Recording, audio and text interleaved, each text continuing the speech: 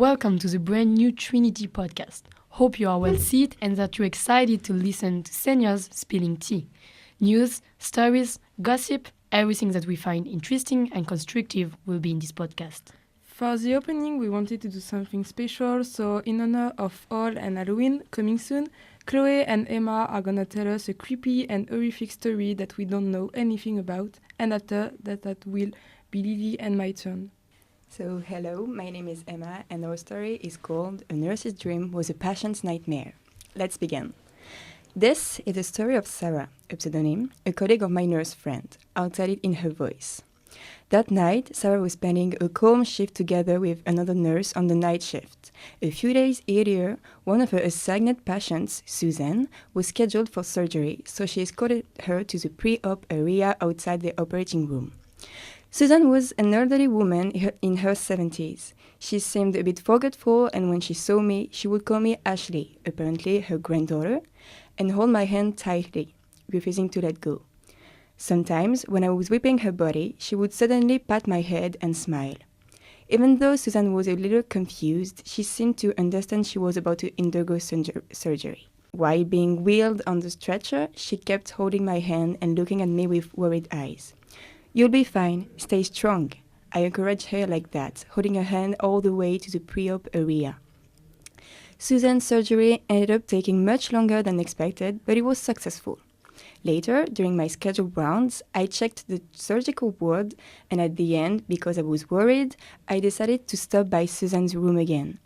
Susan looked so peaceful. Normally, her words were half incoherent, but this time she was completely clear. She said she had kind of known all along that I wasn't really her granddaughter, and when she looked at me at my name tag, she realized my name was actually Sarah. That night ended without incident, and when I returned to my apartment, I was so tired and I didn't even eat before falling sound asleep. And that's when I had the dream. In the dream, Susan was about to fall from the hospital rooftop, clinging to my hand. At first, I thought I might be able to pull her up, but then I noticed that countless people were swarming around her legs, hanging into her. Susan was screaming, "I don't want to die, I don't want to die," as she kicked and struggled desperately. The weight of my arm kept increasing until it felt like it might tear way off. But I was overwhelmed by the thought that if I let go, Susan would die. Somehow, I managed to pull her back up. There was nothing clinging to Susan's legs anymore, and when I looked down from the rooftop, all I saw was complete darkness. Frightened, I thought I'd be better head back to her room, but then a fierce gust of wind suddenly blew up from below the hospital. And then, right by my ear, I heard a deep, rumbling voice made of many voices blending together, "Don't interfere." That's when I woke up. I was drenched in cold sweat. I felt a strong sensation in my right hand, and when I looked, there was a vivid scar around my wrist, like someone had grabbed me. Worried about Susan, I quickly got ready and rushed back to the hospital. When I asked the nurse about her, I was told she went critical once last night, but somehow pulled through. Relieved, I also shuddered as I remembered that voice. That's when Kayla, one of the day shift nurses, said, "Let me buy you a meal. Come on." I realized I hadn't eaten anything since after my night shift, so I decided to go with her. Kayla took me to a quiet Italian restaurant. She looked so serious, not chatty at all. After ordering, we sat there mostly in silence, eating and sipping our drink.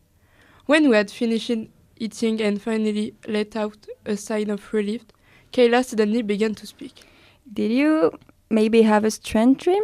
I froze. My heart started pounding. I was terrified. Could it be that Kayla had seen the same things? When I asked her, she turned pale and nodded. I let go of that patient and in the dream.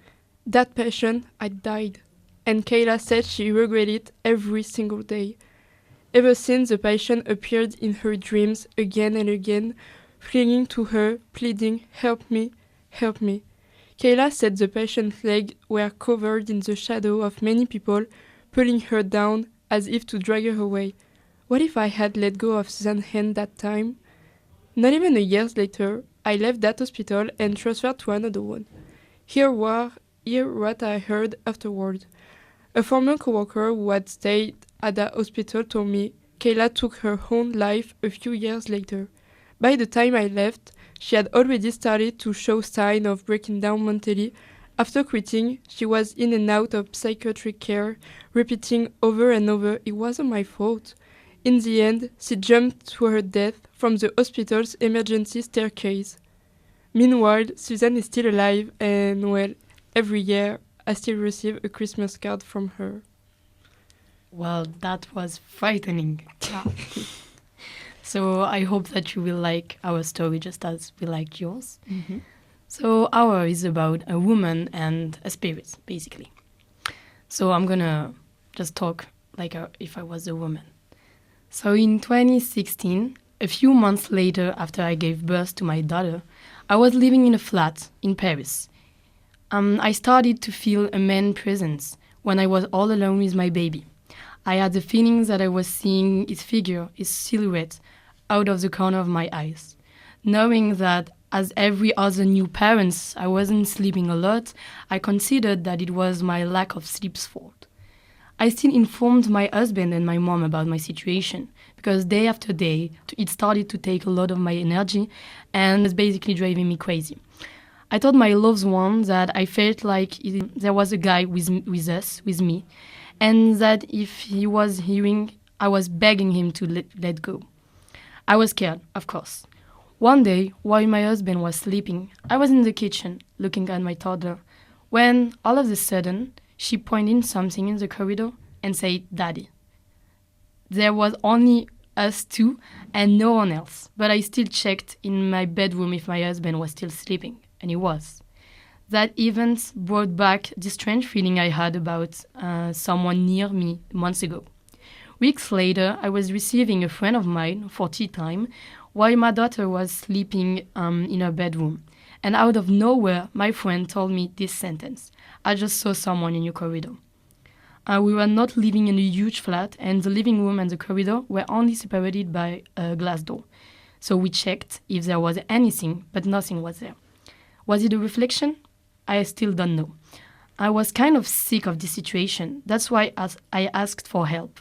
My sister had a friend of her that was living in England, and she was a medium, Maria. I contacted her and explained to her the situation. To establish that contact, Maria needed me to push fresh flour during an entire week in my flat and to light up candles during the day. So I did it, obviously, and a few days later she confirmed that there was a man spirit, but that he was not ready to go yet. But she was going to help him by distance. Later in the month, she found out that this man was blocked in a loop between my front door and my daughter's bedroom. My girl was just like his light in the darkness, that this man was really protective about her and was taking care of her. His name was George. During his lifetime, he was an obstetrician, so he took care of pregnant women, psychology his whole life. He was working for a maternity home at the beginning of the 20th century. He explained to her that a maternity home was a place where those who were destitute went from the 7th month of pregnancy to give birth and learn how to take care of a baby. Once he was helping a woman to give birth because the baby was stuck, and when he was searching for the forceps, the mother had a heart attack. She died, but the baby survived. George was flowing at my home. He was blocked because he felt guilty for leaving at the wrong moment. George lived in a mysterious way.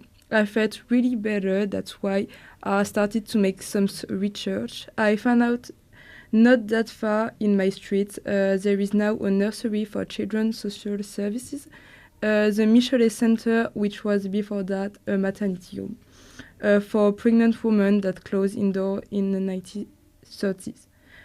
George was around feeling like he had to take care of the baby that's not mom anymore. But this baby was not mine, was it? Poor boy, he was just a kind ghost. So did you like our story? Yeah. Yeah. That was kind of Halloween vibe, all of this. Mhm. Yeah. Thanks for listening.